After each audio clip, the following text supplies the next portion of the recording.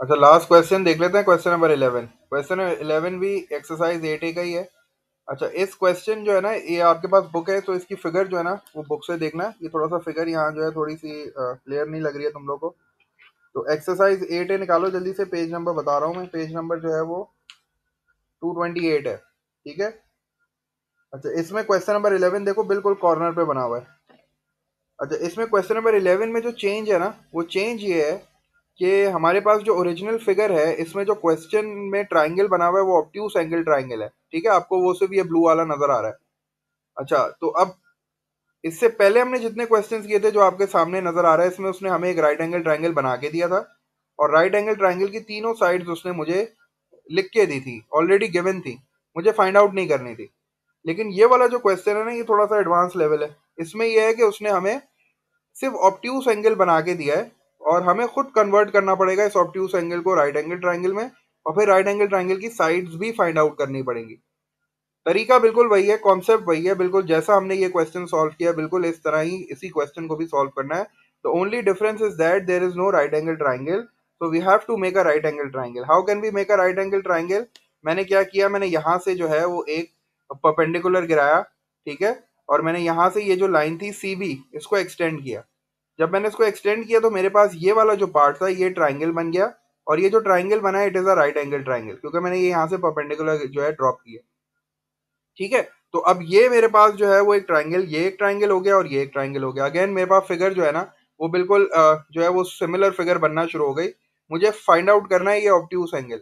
उसने मुझे first part में कहा है sine of angle ABC find out करो। एंगल एबीसी कौन सा है? ए से जा रहा है बी पे and then going to C. I have to find out this angle, sine of this angle मुझे फाइंड आउट करना है। तो मैंने ये वाला ट्राइंगल खुद बनाया ताकि एक अक्यूट एंगल बन जाए, और I can solve this right angle triangle. लेकिन उसके लिए मुझे इसकी साइड्स पता होनी चाहिए। तो साइड्स देखो मैंने कैसे फाइंड आउट की है। सिंस ये ग्राफ पे बना हुआ था, तो ग्राफ को मैं काउंट आउट जो है वो बॉक्सेस काउंट करके जो है वो डिस्टेंस बता सकता हूँ। तो दिस पॉइंट वाज 1, ये 1 था, ये 2 था, ये 3 था, ये 4 था। तो मैं बॉक्सेस काउंट कर लेता हूँ, 1 2 3। तो 3 जो है वो इस साइड की लेंथ आ गई। और जरा ये भी काउंट कर लेता हूँ, 1 2 3 4। तो ये जो बेस आ गई इसकी लेंथ आ गई 4, ये जो परपेंडिकुलर है इसकी लेंथ आ गई 3। अब जब मेरे पास राइट एंगल ट्राइंगल की दो साइड्स होती हैं गिवन, तो I can find out the third side. और मैं थर्ड साइड जो है वो कैसे फाइंड आउट कर सकता हूँ? By using Pythagoras theorem. तो मैंने पाइथागोरस थ्योरम यूज किया। हाइपोटेन्यूज मुझे फाइंड आउट करनी थी, तो hypotenuse is equals to square root perpendicular square, perpendicular 3 है तो 3 square, plus base square, base is 4, 4 square, 3 square is 9, 4 square is 16, 9 plus 16 is 25, and the square root of 25 is 5। तो मैंने hypotenuse भी find out कर ली, hypotenuse मेरे पास 5 आ गई। इससे पहले क्वेश्चंस में मुझे तीनों साइड गिवन थी, राइट एंगल ट्राइंगल भी बना हुआ था। लेकिन इस क्वेश्चन में there was no right angle triangle, and जब राइट एंगल ट्राइंगल नहीं था तो उसकी साइड्स भी गिवन नहीं थी। तो मैंने पहला काम क्या किया कि मैंने एक राइट एंगल ट्राइंगल बनाया इस ऑब्ट्यूस एंगल के बिल्कुल बराबर में, ताकि मैं इनको रिलेट कर सकूं बाय यूजिंग सोको।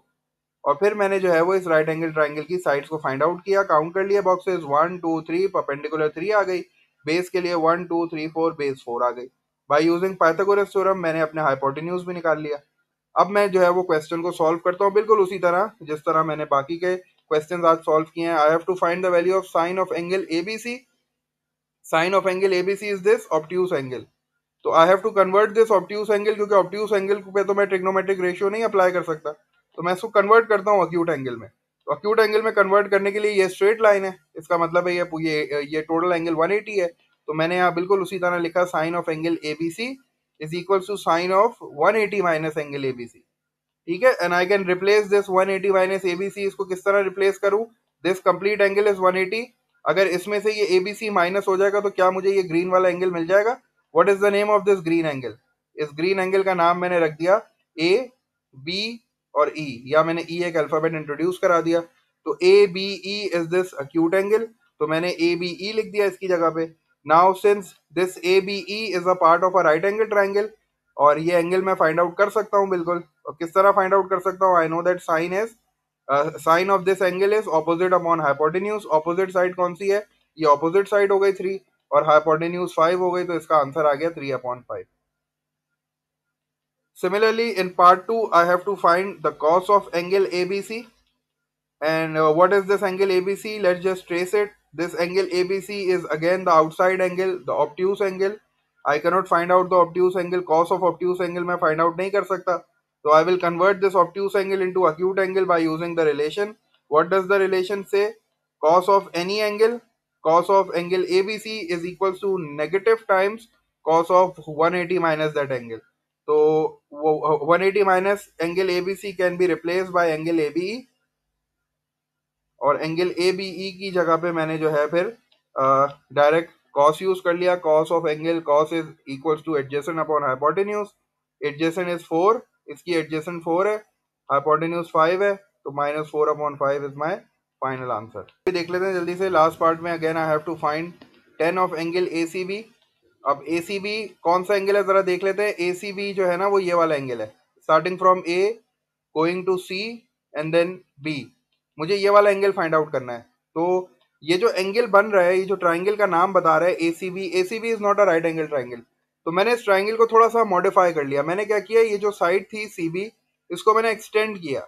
इसको मैंने एक्सटेंड करके ई तक लेके आया. क्यों? क्योंकि मुझे पता है this is a horizontal line, और ये हॉरिजॉन्टल लाइन को एक्सटेंड करने से इस एंगल पे कोई फर्क नहीं पड़ेगा, because this is a straight line है. ये लाइन जितना आगे जाती रहेगी, जितना इसको आगे लेके जाते रहोगे, इसकी बेस बढ़ती रहेगी ट्राइंगल की, लेकिन ये एंगल पे कोई फर्क नहीं पड़ेगा.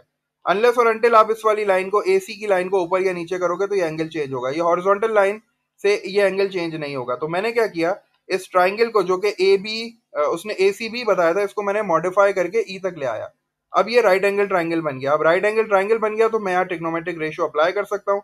तो मैंने ये राइट एंगल ट्राइंगल यहाँ बनाया, और मैंने जो है वो ये ए था, दिस इज सी.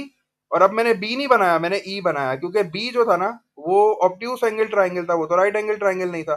तो मैंने इस साइड को आगे एक्सटेंड करके यहाँ तक ले आया. ये बन गया राइट एंगल ट्राइंगल. अब इसमें मेरे पास ये वाली साइड 3 है. बेस मुझे अब जो है वो काउंट करनी पड़ेगी. तो बेस के लिए 1 2 3 4 5 6 7 8. तो बेस इसकी 8 हो गई, तो मैंने बेस की जगह पे 8 लिख दिया. ठीक है, बेस की जगह पे 8 आ गया.